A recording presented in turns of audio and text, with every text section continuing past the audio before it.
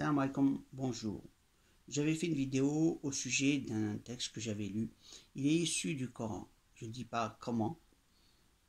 Ça signale que l'arrivée du Mahdi est apparue et c'est ses débuts, mais on peut donner le nom du Mahdi qu'après un événement particulier. Actuellement, c'est l'arrivée de certains secrets qui sont en train de nous arriver. Nouvelle sourate qui est apparue extraite de la Fatiha, et je vais vous lire le contenu et l'explication en français parce que beaucoup ne comprennent pas l'arabe, et pour les traductions d'autres langues, c'est à vous de le faire. Surah Jalla al-Amal, la grandeur de et le mot d'Allah c'est al-Amal qui est l'espoir. Bismillahir Rahmanir Rahim.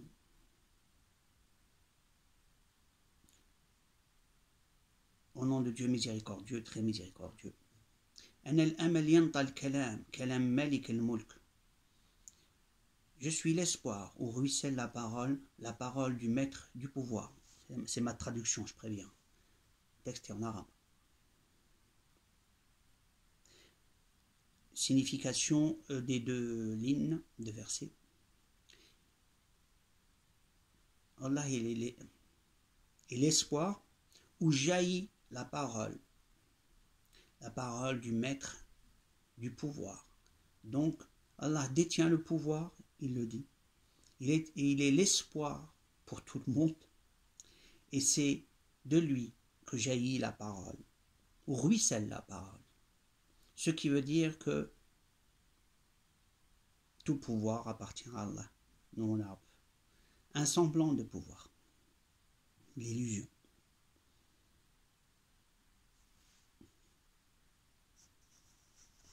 Pouvoir relatif, comment je vais le dire, voilà. Nadarna Masih Isa Mas'ad Dhakira. Nous avons prévenu Jésus-Christ de l'effacement de la mémoire. À ce sujet, je vais vous dire que l'effacement de la mémoire est actuellement d'actualité, parce qu'on peut effacer par fréquence. On peut, comme une guitare, quand on la touche, on peut le faire avec une fréquence, ça va se mettre à bouger. Si c'est un objet qui n'est pas élastique, il va se casser, parce qu'un élastique, même lui, si on insiste trop, on le casse. Donc la fréquence de résonance, les objets durs se mettent à danser, et puis, ou même mou, mais comme ils ne sont pas trop élastiques, ils vont se casser. Actuellement, nos neurones, on a la mémoire à l'intérieur, au niveau des connexions, on peut les faire casser par fréquence, par résonance, voilà, techniquement parlé.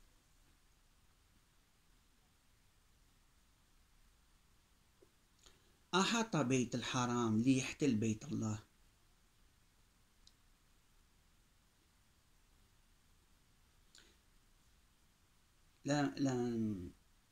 Beit al-Haram, c'est la Mecque, a été envahi, on va dire, pour justement la coloniser. Ils veulent la prendre comme trophée. Et on le voit très bien, un lieu de saint, on n'a que le nom pour les dirigeants qui sont là-bas, ceux qui contrôlent le monde, on va dire. La Mecque, ils veulent justement la prendre. يأتي عندي مكة المكرمة لأرى إيمان الناس. Venez vers moi à la Mecque bénie pour que je voie la foi des hommes. لنا نعمل عصم أعيد حد الصميم. Nous allons faire une protection et refaire les limites du centre. 6 et 7 dit, je le redis,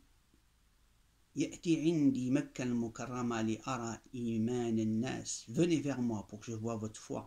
Il parle de la Mecque. Venez vers moi à la Mecque pour que je voie la foi des gens.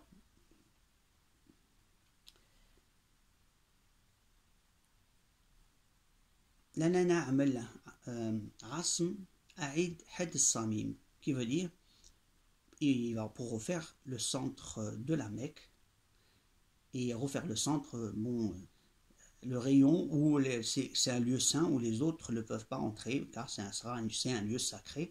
Donc,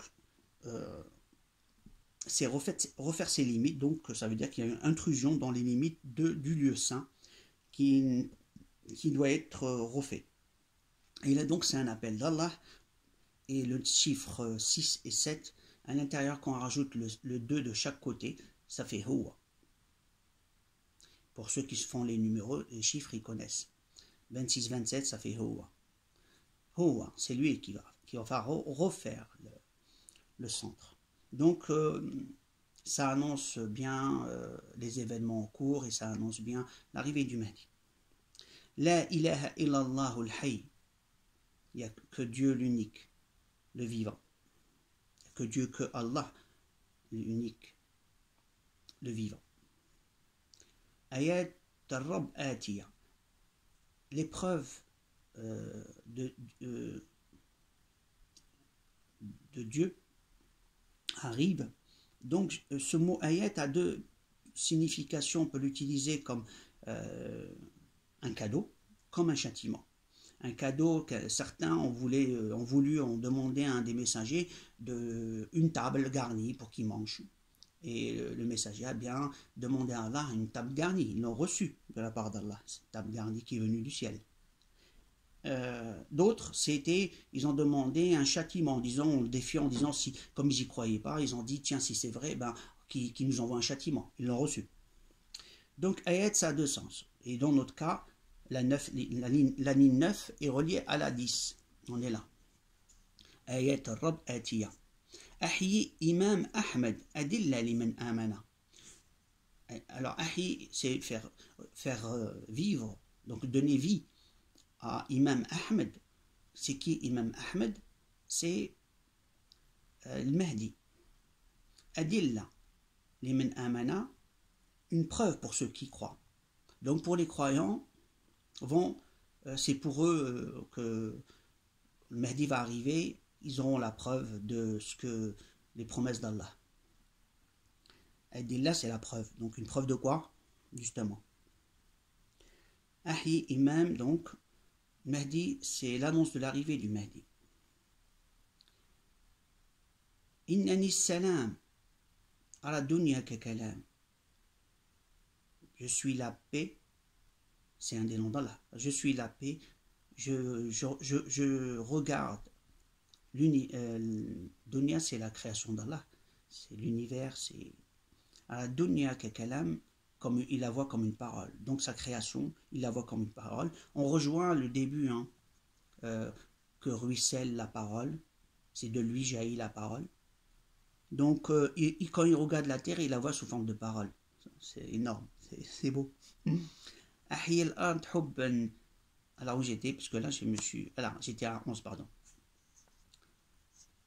Adaa'a Allah li hubbina. Il a éclairé. Donc il parle de l'univers, il a éclairé l'univers. Pourtant nous on voit donc par les galaxies ou d'autres formes d'énergie qu'actuellement on ne perçoit pas. Comme l'énergie noire ou d'autres, parce qu'ils nous cachent beaucoup de trucs scientifiques qu'ils ne veulent pas qu'on sache. Voilà, on est là. Alors, Adaa'a Allahu li hubbina. Donc il a illuminé par le fait qu'il nous aime, pour notre amour. Voilà, j'avance la feuille, 30 secondes. Donc là, il y a une partie qu'on ne voit pas. Ahyi al-ardu hubban liyakun al-amn. Je vais faire vivre la terre par amour pour qu'il y ait la paix. Actuellement, la paix, on ne l'a pas. Et sur terre, il n'y a plus de paix. Et elle a été saccagée. Et donc, on revient, qui va recevoir les bonnes les cadeaux d'Allah et ceux qui vont recevoir les châtiments. Les cadeaux, c'est pour ceux qui croient, ils vont recevoir le Mahdi, pour ceux qui vont suivre.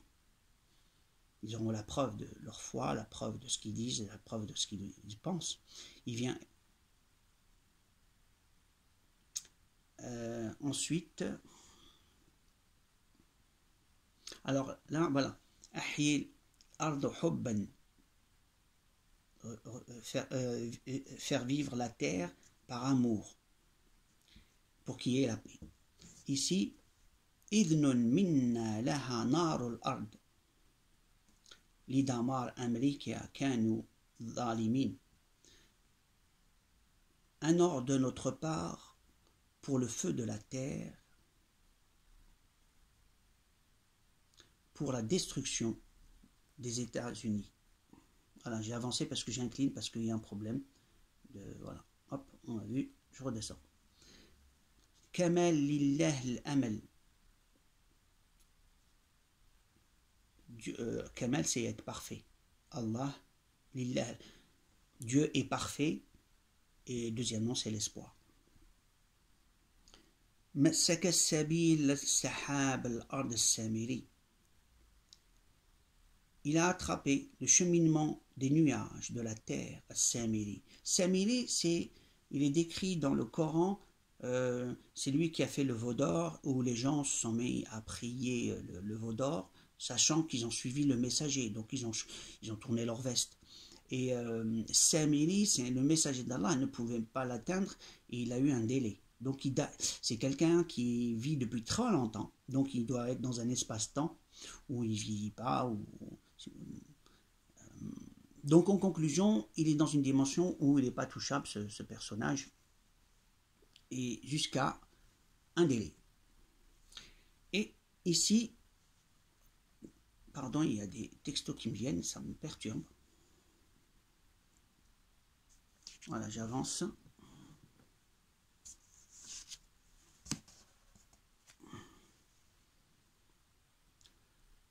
Adharra al-ardu kamiliha.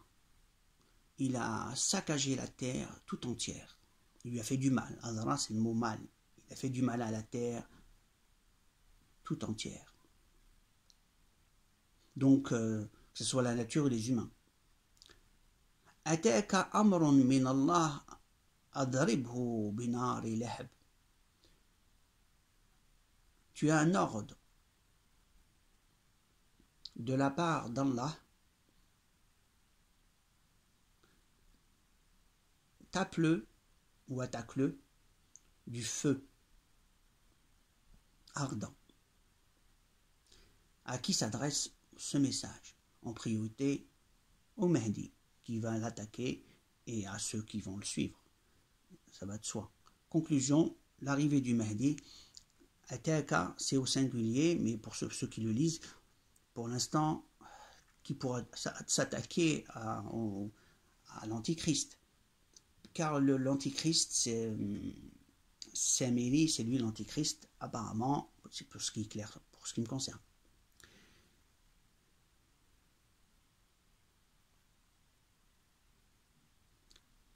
إنه يلمس الناس أين كانوا ليضلهم. Il peut actuellement toucher, bon, actuellement, il peut toucher toute personne, quel que soit l'endroit où il est.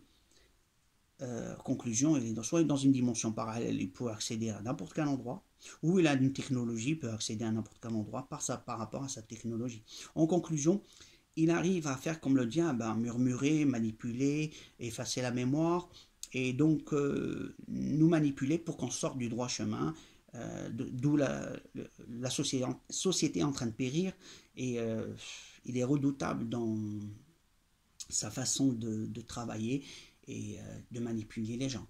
Et c'est pour ça qu'il détient un pouvoir énorme par rapport à ce qu'on voit. C'est lui qui met nos dirigeants dans le monde entier. Certains le combattent et d'autres sont alliés. Alors, ce qui fait qu'il va y avoir deux camps dans pas longtemps. Ceux qui vont s'associer pour aller avec le Mahdi et ceux qui ont des causes nobles, et ceux qui vont s'associer avec l'Antichrist, ils vont le suivre, et ben eux, ils vont périr, puisque à terme, ils vont le payer, ou de toute façon, ils vont faire la guerre à il m'a dit, certains, ils vont regretter une fois qu'ils connaîtront la vérité. Alors, j'espère que pour la plupart vont connaître la vérité avant, parce qu'une fois mort, c'est pas terrible. Vaut mieux mourir en ayant la foi. Là où j'ai été, je vais oublier.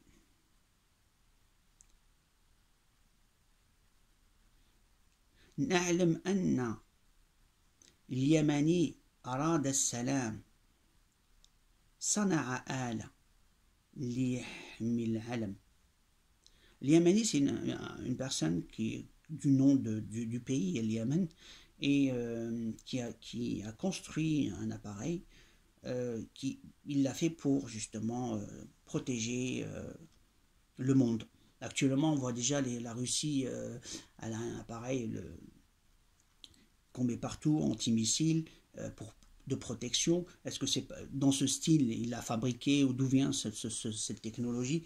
J'en sais rien, mais c'est un peu dans ce style, c'est-à-dire un système de protection pour protéger les humains. C'est quelqu'un d'important. La preuve, il est décrit. Voilà, on a les 21 lignes, ça fonctionne par 7. Et ce que je voulais dire là actuellement, voilà. Dans le Coran, il y a des livres. Le Coran, c'est le nom du livre. Et dans les livres, dans ce livre, il y a des livres. Comment on peut faire pour les avoir? C'est comme une combinaison où on prend une feuille, on la plie, on la plie, on la plie, et quand on voit à la fin, on voit juste le titre. C'est beau, mais bon, comment on fait pour avoir tout le livre? Il faut savoir comment le déplier. Si on le déplie n'importe comment, on déchire la feuille.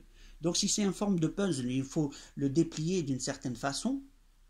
C'est ça la combinaison à avoir, c'est comment extraire l'information qui, elle était pliée d'une certaine façon pour pouvoir avoir le texte. Un des contenus, c'est ce que vous voyez maintenant ici, qu'on pourrait avoir sous la forme que je viens de vous dire, d'accord? Parce qu'il y a plusieurs façons d'avoir un message d'Allah. Allah ne nous a pas laissés sur terre comme ça. Beaucoup de gens ont des messages perso, ils comprennent que ça veut dire ça ou ça, et chacun sa façon de communiquer avec Allah. Certains ils ont des rêves, d'autres des visions, c'est une forme de communication, avoir une vision qui veut dire quelque chose. D'autres ont eu des visions en regardant un endroit, et puis ils sont partis à cet endroit qu'ils ont découvert que c'était une réalité, que cet endroit existe vraiment. Et que c'était un message. Donc ils ont la preuve que le contenu est par rapport à... Quand ils vont voir l'endroit qu'il existe, ils vont dire donc le contenu va avec, quoi, que c'est vrai. Donc la communication, elle peut être écrite aussi. Donc quand on prend un texte sacré, le Coran, on peut lire un message qui, à l'intérieur, va nous sauter aux yeux parce qu'on va le comprendre d'une certaine façon. Donc c'est une forme aussi de communication avec Allah. On a aussi les chiffres. Les chiffres, c'est de l'alphabet. Hein. Quand je dis 1, c'est A, et quand je dis B, c'est 2. Pour dire en français, en arabe, c'est pareil. Donc, si je trouve le 10-2, je sais que ordre alphabétique en arabe, c'est Rab. Pour quelqu'un qui parle une autre langue, il aura dans sa langue, Dieu, il comprendra que ça, c'est un message qui l'interpelle. C'est comme quand un des messagers de Dieu, il a vu une flamme, il a dit, je vais aller voir sur la montagne si je pourrais avoir un brin de feu ou ramener une nouvelle, un truc comme ça. Je ne me rappelle plus du texte, comment il a été dit. En 2 mots, il y a des signes, on suit les signes, et dans les signes, après on essaie de trouver le contenu du message. Des gens ont prié Dieu pour qu'il les guide sur certains domaines, ils sont un peu perdus, ils ne savent pas quoi faire, ainsi de suite. Ils ont prié. Et ils se retrouvent souvent avec quelqu'un qui leur parle de quelque chose comme ça qu'ils ne connaissent pas. Et dans la conversation, ils comprennent que c'est quelqu'un qui les a aidés à leurs problèmes. Et pour ceux qui sont doués d'intelligence, ils comprennent que c'est la main d'Allah. C'est Allah qui est intervenu, qui lui a envoyé cette personne. Donc, il y a certains qui priaient Allah et ils se sont retrouvés dans de la nourriture, c'est dans le Coran, de la nourriture à la maison. Donc Allah leur donnait carrément de quoi manger à la maison. C'est énorme. Donc, maintenant on va parler des livres. Dans la sourate Al-Baqarah, elle commence par Alif Lam Mim, Dhalika al-kitab la rayba fihi. Le mot Dhalika, c'est quand je tiens quelque chose dans ma main, je dis celui-là. Je dis pas celui là-bas. Le mot Dhalika signifie celui là-bas ou l'autre. Et quand tu tiens quelque chose dans ta main, tu dis celui-là. Donc quand je lis un livre, je te dis de quel livre tu parles, je vais dire celui-là, celui que je tiens dans la main. Et si je désigne un autre livre, je dis l'autre livre ou celui là-bas. Donc je vais mettre là-bas pour désigner c'est pas celui que je tiens dans ma main. Et dans dhalika, c'est justement le mot qui a été utilisé. La traduction est faussée. Puisqu'on dit, quand on dit ce livre, non, ce livre c'est celui qu'on désigne dans la main. Mais comme ils parlent pour eux, c'est logique que c'est le Coran, oui. Mais quand on parle de livre, dhalik al-kitab, de quel livre il s'agit? Allah il dit dans le Coran, il y a des livres. Dans le Coran, il y a des livres. Fihi kutub. De quel livre il parle? Allah il dit aussi que dans le Coran, il y a beaucoup, tous les min kulli mithal qui veut dire d'exemples. Où sont tous les exemples? Ouais, je vous pose la question. S'il y a tous les exemples, où sont les exemples? Je parle aux musulmans, ceux qui disent le Coran. Alors, comme ils ne savent pas, ils disent Allahu A'lam, et on dit tous Allahu A'lam. Conclusion, il y a donc des livres où on trouve tout ça. La question, est-ce qu'on va les avoir, pas les avoir? C'est ça le mystère du Coran. Il est codifié et l'information est cachée. Beaucoup d'informations est cachée. Et qu'est-ce que je vais dire aussi? Donc au niveau des livres, le Mahdi, Allah va lui donner une partie de connaissances. Il va dévoiler des livres. Et c'est comment il va lui donner, c'est justement cette façon de décoder les secrets cachés. Comment extraire d'une phrase, avec un certain code, générer carrément le texte. C'est clair. C'est-à-dire que on va y dire Bismillahirrahmanirrahim, de là-bas, générer la Fatiha.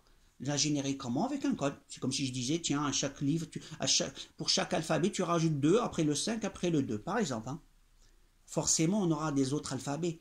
Et ces alphabets vont s'enclencher pour faire des mots, donc des phrases. En conclusion, le codage et le décodage, ça va être l'extraction du contenu du Coran. Maintenant, qui va suivre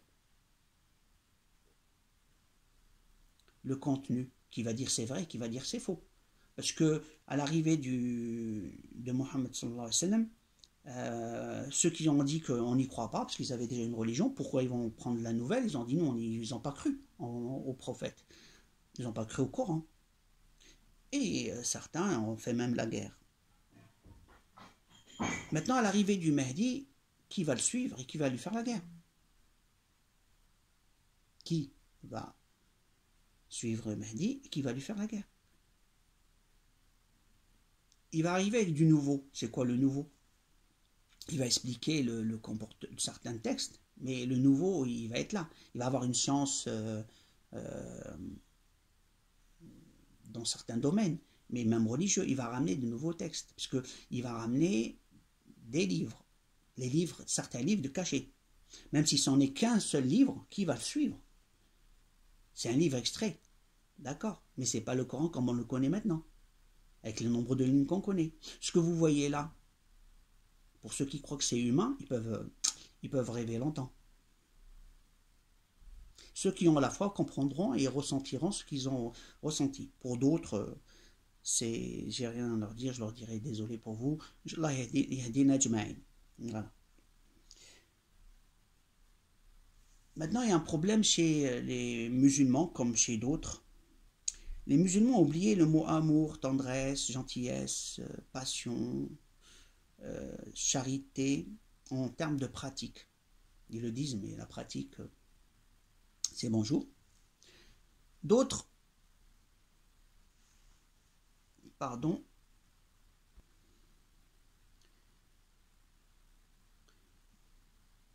ce que j'étais en train de dire par rapport à l'arrivée du Mahdi maintenant, c'est dans pas longtemps. Ce qui se passe en Algérie, c'est déjà un événement. Et ça va s'enclencher de là-bas, et beaucoup le savent. Beaucoup ont voulu éliminer le Mahdi, et ils l'ont ensorcelé, ils ont fait plein de trucs dans le genre, et beaucoup le savent. Et à son arrivée, ils lui ont préparé beaucoup de pièges dans différents pays. Je vais parler à ceux qui sont en Algérie, qui l'attendent là-bas et attendent pour le tuer. Je vous préviens, vous allez juste vous mordre les doigts. Voilà la petite parenthèse que je voulais vous dire au sujet du Mehdi. Le Mehdi, c'est quelqu'un qui va avoir une mission et une protection. Vous allez combattre et vous allez perdre. Alors, prenez vos clics et vos claques et partez d'Algérie pour l'instant. Il est temps. Allah parle de la destruction des États-Unis. Qu'est-ce que tu en penses de l'Algérie? Ou du contenu de l'Algérie? Est-ce que le message est passé? Si les États-Unis, c'est pas grand-chose, en termes de ce que je suis en train de dire, qu'est-ce que je vais dire de vous, qui êtes en Algérie? Ça va commencer d'Algérie, je vous le dis. Wallahu a'lam. Vous avez qu'à partir. Ça va commencer en 2020. Pour ceux qui connaissent la Qasida de Ibn Sindan, qui ont dit c'était prévu en 2017, parce qu'il avait dit le 20, le 7 et le 1 au milieu. Donc ils ont écrit 2017. Non, il l'a dit d'une certaine façon, parce qu'il y a des textes dans le texte pour le Mahdi. Donc c'est des messages qui lui sont destinés. Et pour d'autres qui ont compris, ils pensent qu'il a fait quelques erreurs. Or, non. Il a dit 2017.